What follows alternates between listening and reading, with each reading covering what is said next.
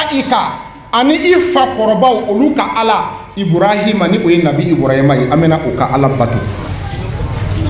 wa Ismaila ni o ye nabi Ismaila ye amena o ka ala labato wa Ishaqa ani nabi Ishaqa ka ala mogo do ba ye komi ni ala chama ila ilahan wahidan ni bejena ala keleni la Ibrahim ka ala Ismaila ka ala elera Yakuba ka ala ilahan wahidan ala kelenu amena ko ala li labato wa na'anu Yakuba I hakili latige wa na'anu Yakuba I hakili latige wa na'anu Yakuba kana mirika teme wa na'anu aw mi den lahu muslimuna amena ke islamali ala bulu kone donc bani israila kaw israeliyen olugu faye chetan ani fila o chetan fila le togo fola o chetan fila le ko amena ke islamay aw jena aw ke islamay ja bani israila kaw tu islamay wuli Yakuba tu islamay adon tu islamay adon tu islamay malo ni me famuna islamay islamay ni wallahi ko sigla islamayaka ameta make dura amedo burudala wati kana tantegema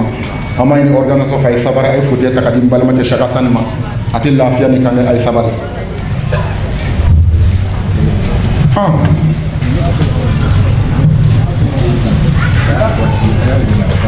Sheko sabari babe tay aya takatay malo ni me fam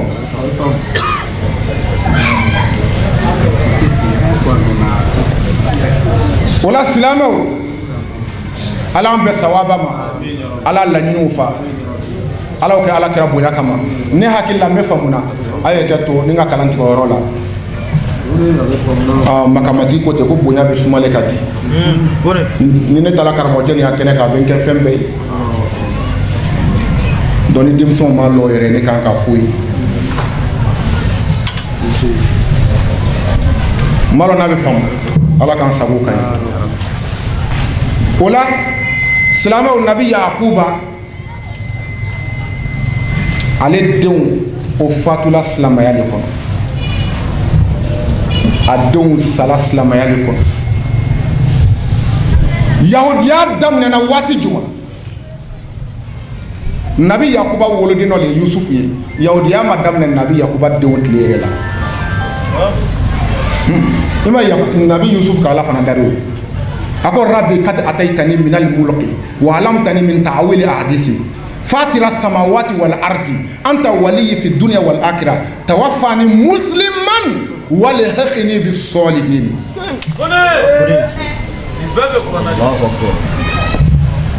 nabi Yusuf ka ala dari ako rabbi ako yanati ala kad ataytani kad harfu tahqiq kad ataytani min al mulki chan yere la ele ala kan ne Yusufu son masayala nya maraka bombi o ya so Yusufu be misra na anona be mara misra ana gerefe yoro nabi Yusufu to ba be mara ele ala kan ne Yusufu son masaya yere kad ataytani min al mulki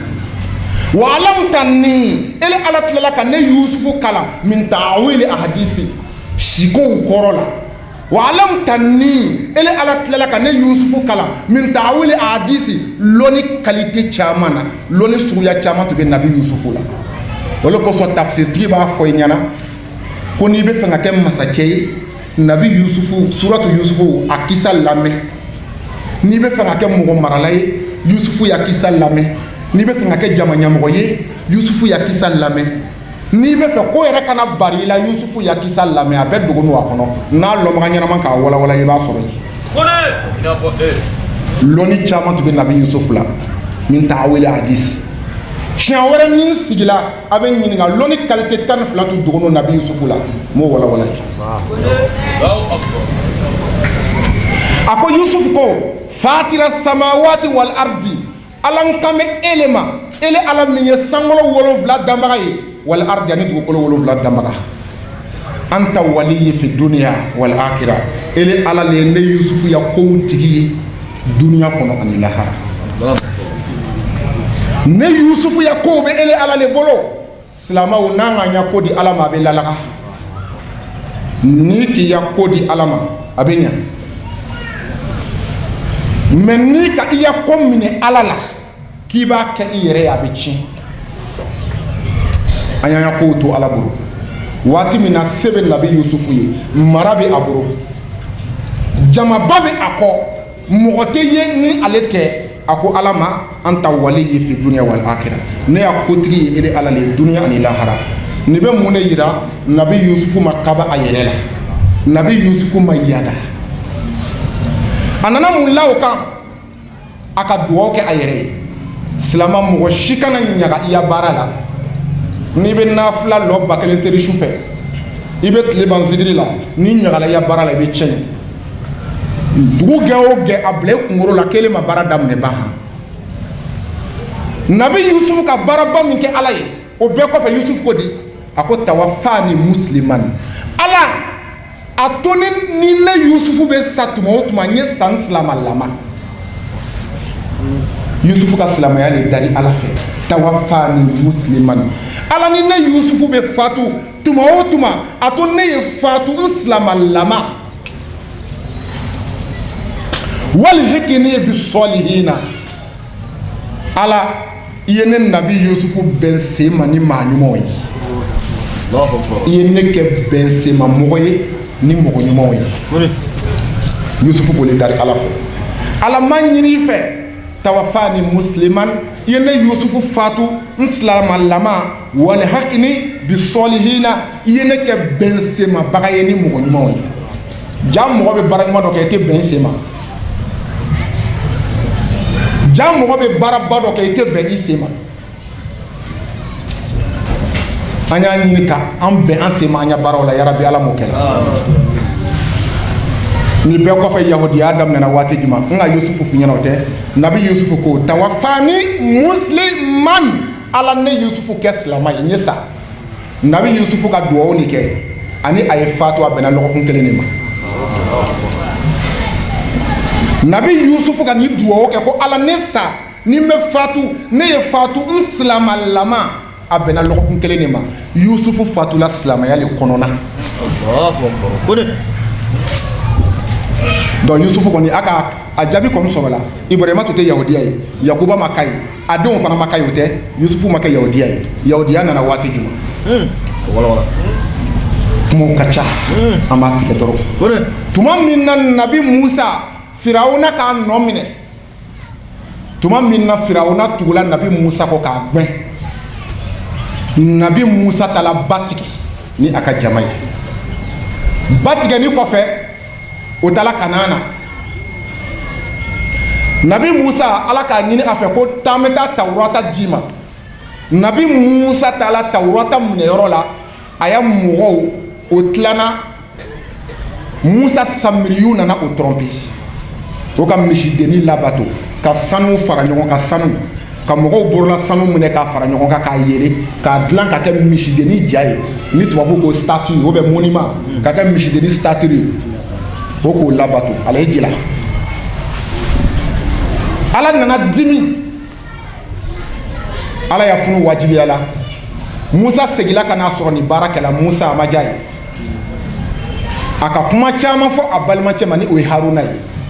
parce que musa ka ala dari ko ala waati min na ala ka musa ci izabu ila firawuna innahu tɔga musa ko ala ko sabari ni ka n ci firawuna ma kana to n kelen ta ma ɲini mɔgɔ dɔ fara n kan mɛ ne musa yɛrɛ b'a ɲini a kɛ n balima ye haruna a kɛ kira ye ka fara n kan walawalali o ka ca n tɛ kuma o kan bi waati min na ala musa k'a ɲini ala fɛ a ko waj'al li waziran min ahli haruna aki ashdud bi azri wa ashriku fi amri kay nusabbihaka kaseeran wa nazkuruka kaseeran innaka kunta bina basiran tuma min na nabi musa k'o ɲini ala fɛ ala o tala ka sharti dɔw le poser ka sɔrɔ ka haruna kɛ dɔ ye tuma wɛrɛ an bɛ kuma o shurutuw kan donc ala o tala ka haruna kɛ kira dɔ ye ka fara musa kan kuma bɛ faamu mais mɔgɔ ninnu bɛna firi waati min na o firila haruna le ɲɛna Musa nana sɔrɔ firila Musa kɛlɛla ni a kɔrɔcɛ ye kɔrɔcɛ k'a yɛrɛ expliquer ko a ko kɛla cogo min na a kɛla ta o yɔrɔ Musa k'a faamu o la Ala an kɛ faamuya kɛbaga ye mɔgɔ min ɲɛfɔli bɛ k'i ye n'i tɛ faamuya kɛ i bɛna faamuya kɛ waati jumɛn Ala hakili d'a ma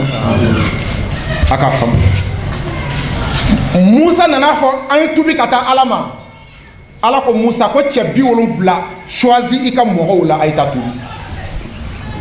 Musa ka cɛ 70 ni compter o taara tubi yɔrɔ la nabi Musa ko Ala nalomaw ani kolonbaliw le ka misideni bato an ka jama na sabu jamakuru cɛma bɛɛ ma a kɛ misideni labato bɛɛ ma kɛ nalomaw ani kolonbaliw le k'a kɛ Ala yafa an ma Musa k'Ala gari Ala nana Musa ya mɔgɔ nugu faga Ala ka sankaba pɛrɛn k'o faga Musa nana Ala deli o la Ala nana o lakunu kuma la sunya buru ma o Ala deli kɔnɔ yahudiya bɛna sɔrɔ sisan o duwawu kɔnɔ Musa nana fɔ Ala ma a ko waktub lana fi hazi dunya hasanatan wa fil akhirati inna udina ilayka yahudiya nana yani donc yahudiya daminɛna Musa tile la de Musa ko Ala n kɛli kɔ k'i dali n'i ye yafa ma ɲini i fɛ i sɔnna ka yafa waktub lana Ala fɛn labɛn k'o bila anw ye fi dunya kɔnɔ ya hasanatan ɲuman na parce que anw ka baara min kɛ baara ma ɲa ele Alahu Taala dimina anw kɔrɔ n'i ma hinɛ an na Ala an tɛ jisuma sɔrɔ ka min tuguni o la Ala an b'a ɲini i fɛ komi i yafala nka hɛrɛ kɛ an ye yafa kɔfɛ o le waktub lana fi dunya hasanatan Ala hɛrɛ kɛ anw ye yafa kɔfɛ wa fil akhirati Ala hɛrɛ di anw ma lahara Ala o bɛɛ lajɛlen kɔfɛ inna ne Musa ni n ka jama udna anw kandala ilayka kana ile Ala ma n mako bɛ yɔrɔ de la dɔrɔn anw kandala kana ile Ala ma yahudiya wolola yan ne Allahu akbar inna udna ilayka yahudiya sɔrɔla ne depuis o le kɛla Musa ya mɔgɔ kuma sɔrɔ b'o yɛrɛ wele ko yahudiyo parce que ko anw kandala ka taa Ala ma parce que an k'a tiɲɛ an tilala ka kanda an k'a tiɲɛ an tilala ka kanda o le yahudiyo ye Allahu akbar Mariama ka kalima